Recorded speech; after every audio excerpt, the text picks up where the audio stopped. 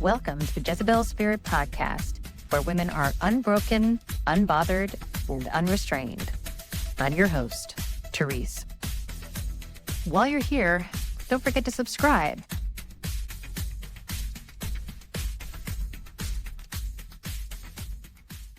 In the conversation that we are having about boys falling behind in school, I watched this woman's video. So this right here is the most interesting question that someone has asked in the whole conversation / debate about what's happening to young men in the school system. Because at this point, we're talking about it nonstop, right? Like we're talking about how the men are not all right, which is a conversation for another time. But we're also talking about how little boys are falling behind. And one of the main solutions that people have suggested for this problem, in addition to holding all boys back for just 1 year around the kindergarten age, the other solution that people have suggested is more male kindergarten teachers. What we talk about much less frequently is why there aren't male kindergarten teachers, okay? Why aren't there that many male kindergarten teachers? Now, this creator's point, as she moves on, is that the reason why the boys are falling behind is the same reason why there are no male kindergarten teachers. That teaching is one of the care type professions, and care labor is notoriously devalued, and we consider care labor as something that women do. Anything that men associate with girls, women, or femininity, they're going to be disinterested in. And the only thing that it takes for men and boys to start seeing things as girl-coded is the presence of too many women. I stitched this video, and in my stitch, here's what I said. The lack of male teachers was never the problem. In the 1950s, 75% of teachers were women. As of 2022, 78% of teachers are women. So pretty much the percentage of female teachers and male teachers has been constant for the last 50, 60, 70 years. Boys managed not to fall behind in the 50s and 60s, and still 3/4 of the teachers were women, and 3/4 of the teachers are women now. So what changed? I also think we're asking the wrong question. The problem is not that boys are falling behind. Boys falling behind is a symptom of a greater problem. The social skills it takes to succeed in school are things that we are socialized to do, like sit still, be quiet, follow instructions. We're not wasting energy taking care of you anymore. That's what changed. It was the support and the unpaid labor of the women in their lives that was allowing men to succeed to the degree that they were. And they don't have that anymore. Okay, so the New York Times had a piece in their magazine called Upshot. And a couple months ago, NPR did a thing called Falling Behind Miseducation of Boys. And it was a docuseries. It had several parts to it. And the first part was entitled, Do We Treat Boys as Though They're Malfunctioning Girls? And that is one of the arguments that Richard Reeves, who I talk about in my Red Pill series, his usual argument is, how do we rewrite the script for what it means to be a man? The men and boys have no guidance, because all of the guidance on how to be a good man is just be a woman. NPR piece interviews has a bunch of parents, and they're asking their kids questions. One of the mothers says this: I feel like public schools are set up like a factory. Like a bell rings, you sit down, you do your work. A bell rings, you stand up, you go someplace else. And that's how kids are built. My son is bored. Here's the thing though. School has always been like that. School has not changed. You know why school's always been like that? School's always been like that because the public school system was designed to churn out workers. Because in the Industrial Revolution, in our advancing economy, when we had, machines and the telephone and all these things, you needed all of the labor to produce a thing in the factory. But you also needed people to provide administrative support. Like you needed, phone operators, you needed secretaries, you needed managers, you needed like vice presidents, like all these sort of office positions that we think of now as normal, those things were all created from like the 1930s through like the 1960s when the American corporate office became what it is as we know it. So the public school system was never really designed to educate you. It was designed to give you enough skills to make you a productive worker in a capitalist system. That's all. So here's the rest of my argument. The problem is the labor. The labor has gone away. We don't socialize men to take care of themselves. We socialize women to take care of men. And this starts when we're little girls. Every woman reports that when they were young, from as long as they can remember, they were socialized to care about the needs of every single person around them and put their needs last. Whereas boys are socialized the exact opposite. And the question I was fundamentally asking in this stitch is like, okay, here's the argument. Boys are falling behind. But people talking about boys falling behind only started 20, 30 years ago. But school hasn't changed in the last 50 to 70 years. The setup has basically been the same. Because, as I said, what school is designed to do, it's designed to create laborers. So if the percentage of female teachers has remained fairly constant, it was 78% in the 50s and it's 75% now, but the boys weren't falling behind then, what's the problem? What has changed? And the only thing I can think of that has changed is that we stopped centering the boys. We stopped coddling the boys because there's no other explanation that I can think of. And all of the teachers kind of say similar things. I went on Reddit on a teacher thread where they're talking about this NPR piece. Something is going on with America's boys. In every single US state, men are less likely than women to earn a bachelor's degree, but the educational achievement gap began much, much earlier. By the time they're just 8 years old, boys are nearly a half a grade behind girls. And as that gap grows, it's correlated with higher rates of poverty, unemployment, and self-deletion for American men. When it comes to boys in school, for the good of the boys and the good of the nation, something needs to be done now. There's a general sense among a lot of parents that their son is like a square peg and that school is like a round hole. And that does seem to cross class and racial lines. So a professor at Stanford was collecting test scores from students across the country. And every student in 3rd through 8th grade takes a math and reading test every year. So they've been collecting data since 2009. So they got about 15 years worth of data. So they have something like 500 million test scores, this guy says. And those 500 million scores represent 80 million American students. We see very clearly that girls are outperforming boys in reading pretty much everywhere.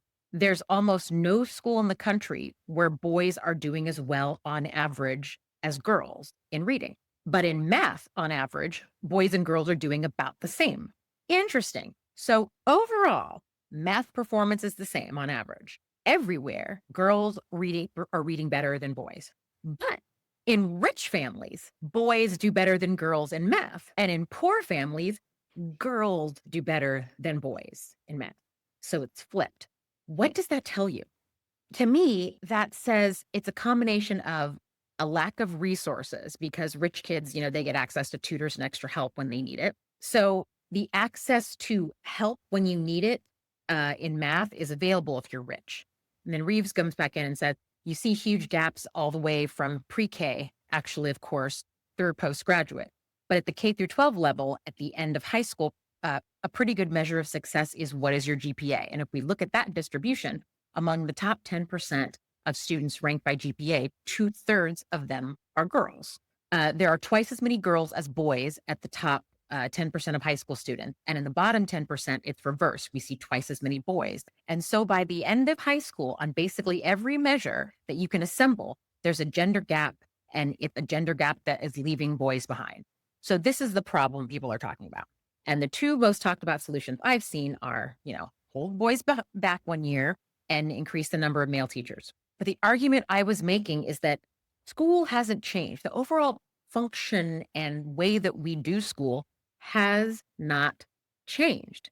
The same amount of teachers were female, the same percentage of teachers were female back then than there are now. So now this is someone who stitched my video this particular vitriolic stitch. What happened is that you became a generation of toxically feminist, misandrist, hateful, spiteful, embittered teachers. Okay, so this kind of argument, I know, is that um, the majority female teaching workforce became bitter feminist bitches. I think he's assuming I'm a teacher. I don't know what about my video led him to believe that I'm a teacher, but I'm not a teacher. But I listen to teachers when I hear about this stuff. And in this Reddit thread, there were teachers talking and reacting to this NPR series. They're basically saying the same thing, that the behavior of boys is a problem, that they're not as interested as they used to be, that they're not dedicated to the work. I personally know teachers that had been teaching for like 20, 30 years and are either about to retire or have left the profession for other things. And the women who have been teaching for like 15, 20 plus years, they were present for the shift. So they know what teaching is like before No Child Left Behind and after No Child Left Behind. So that's also important. But I do think teachers have changed and we stopped centering boys. That's it.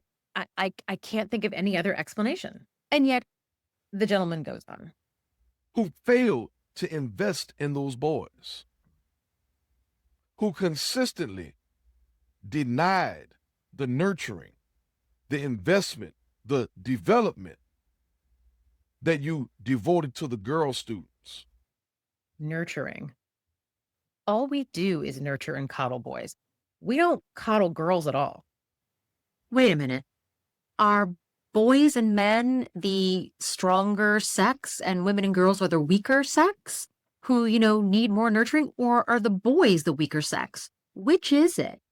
It's almost like he's saying the boys need more nurturing than the girls because they're getting the same amount of nurturing. That's the difference. We're just not centering the boys the whole time. We are giving equal effort to both the boys and the girls. But it's almost like he's saying that the boys need more nurturing. So which is it?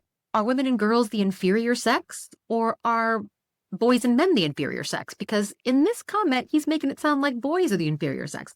Patriarchy really needs to pick a struggle. I don't know what families you grew up in or what data you're looking at, but the girls are taught from a very young age to be self-sufficient, to take care of ourselves and to take care of everyone around us. He goes, You've done everything possible to ensure that you provide preferential treatment to your girl students, and you lack the integrity to even be honest about it. He says this, but he doesn't give any specific examples, and he points to no data, of course. If that is the case, if we're giving preferential treatment to girls, what does that look like? But in this New York Times piece, it says, quote, kindergarten has become significantly more academic because of the effects of a national law passed in 2001, with children expected to spend more time sitting still and learning math and reading. And many boys do not enter with the skills to meet those expectations. So they're starting out behind. So my question is, first of all, by the way, that law in 2001, that's No Child Left Behind. I believe that's what they're referring to there. They don't say it, but that's No Child Left Behind. It focuses more on test scores. So you have to do formal math and reading learning much earlier in order to prepare the students for the testing. Adding to that, childhood has changed in recent years in ways that could have set boys back further. The isolation of the pandemic delayed young children's development. They'd been having this conversation before COVID-19, so I don't think that's really the reason for it. These factors affect all children, but they may have been particularly hard on boys who scientists have shown are more vulnerable to hardship. And this supports my point. Boys are more vulnerable to hardship. They're not as resilient. And I have heard interviews with this Richard Reeves guy, who's the advocate for boys, and interviews with Scott Galloway, who talks about this too. And they even admit girls are more resilient than boys. When girls and boys are raised in single parent households, because men like this, he goes on to say, it's single mother's fault, whatever. But when boys and girls are raised in single parent households, and while most of those households are single mothers, it holds true with single fathers too. It's across the board. When one parent is not there, it is devastating to the boy, but it's not to the girl, even when that single parent is a father. And even these people admit that it's because girls are more resilient. And when the interviewer, in this case, I believe it was an episode of Diary of a CEO, and it was Stephen Bartlett, when he asked why, what, do we know why girls are more resilient? And they're like, I don't know. Patriarchy. We're trained to be resilient. We're trained to put up with all of your shit and just keep on keeping on. That's what we're trained to do. So we're more resilient because we're expected to be. And boys and men are less resilient because they're not expected to be. So I think based on this information from experts, based on this data I'm looking at, I think my theory is right. Boys are more vulnerable to hardship. An article back in 2015, like I said, this conversation started happening in the early 2000s. It is not just a post-pandemic thing. So it starts to think boys are falling behind. It starts from grade school, goes all the way through college, blah, blah, blah. New research by social scientists offers one explanation. Boys are more sensitive than girls to disadvantage. Let me repeat that. New research from social scientists. This is a 2015. So we've had this research since 2015. We've had it 10 years. Boys are more sensitive than girls to disadvantage. Any disadvantage, like growing up in poverty, living in a bad neighborhood, or without a father, takes more of a toll on boys than on their sisters. The assumption is that because the absent parent is usually the father, that's why the boy suffers more. But this lack of resilience is across the board. It's not just a father not being there. It's any kind of hardship.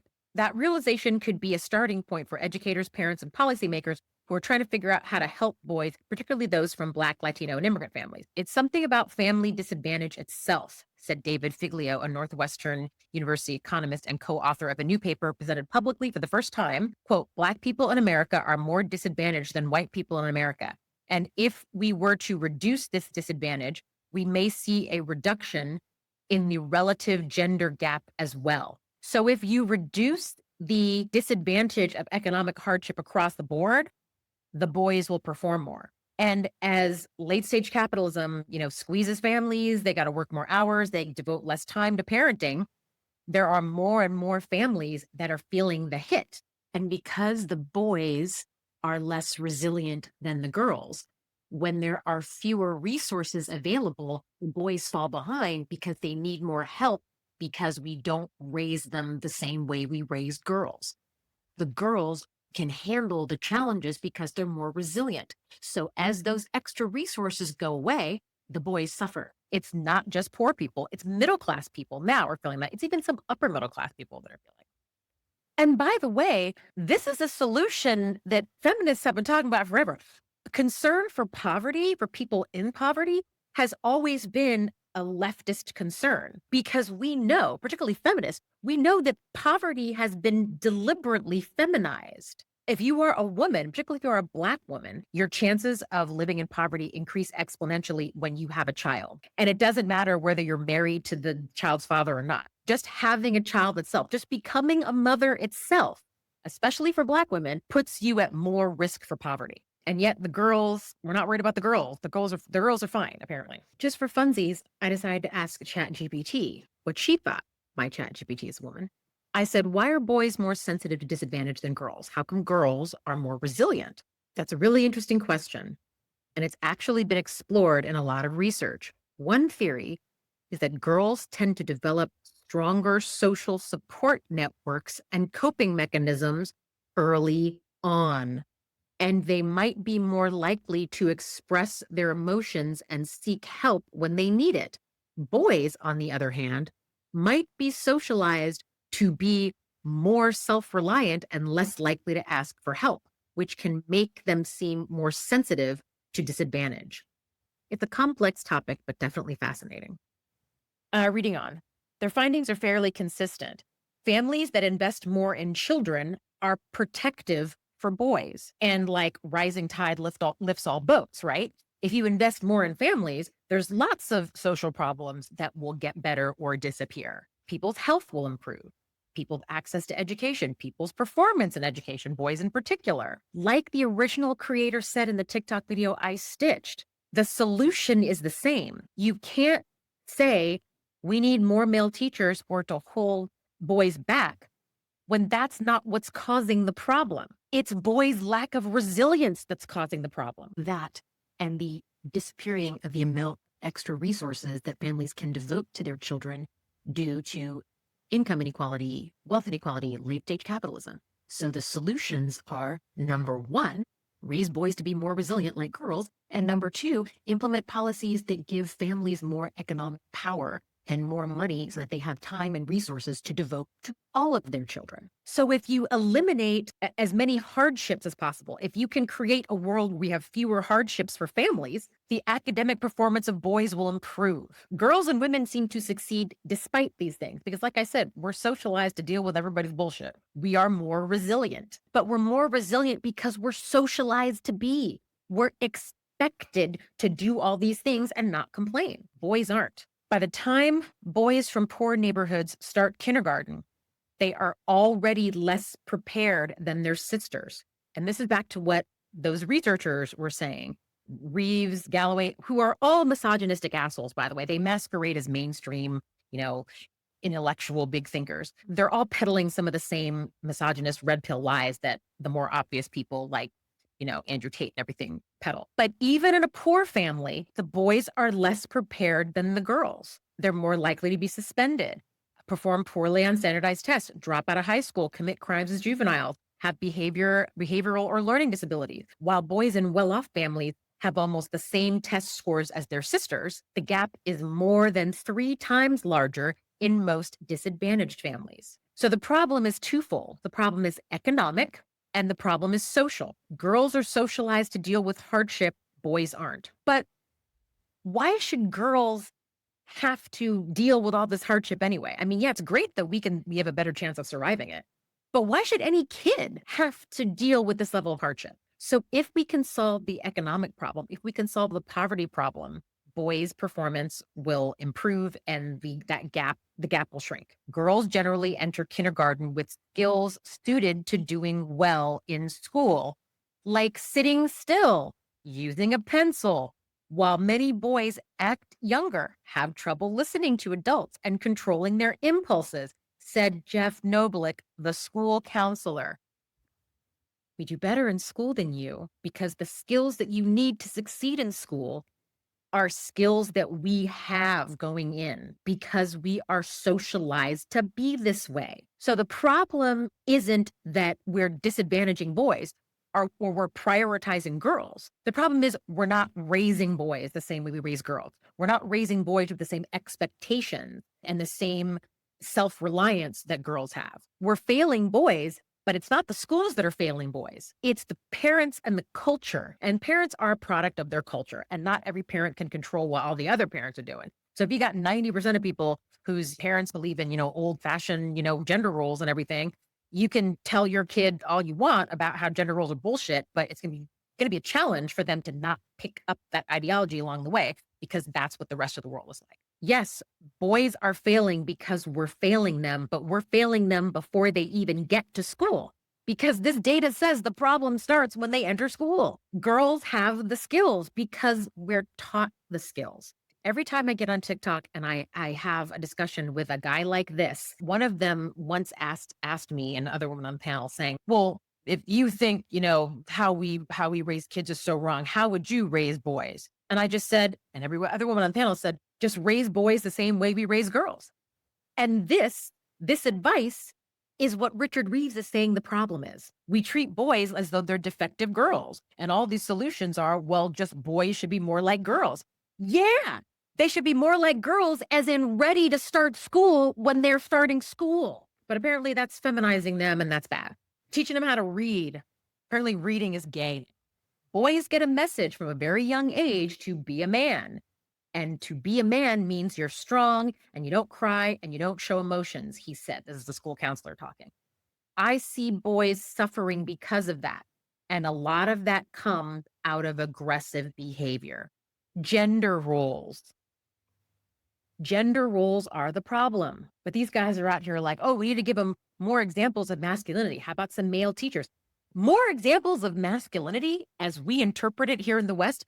That is the last fucking thing these poor kids need. What they need is socialization that is more suited to the things that they're going to need to do. The solution is we need to raise our boys to be just as resilient as we raise our girls. Stop coddling them. Raise them the same way you raise girls.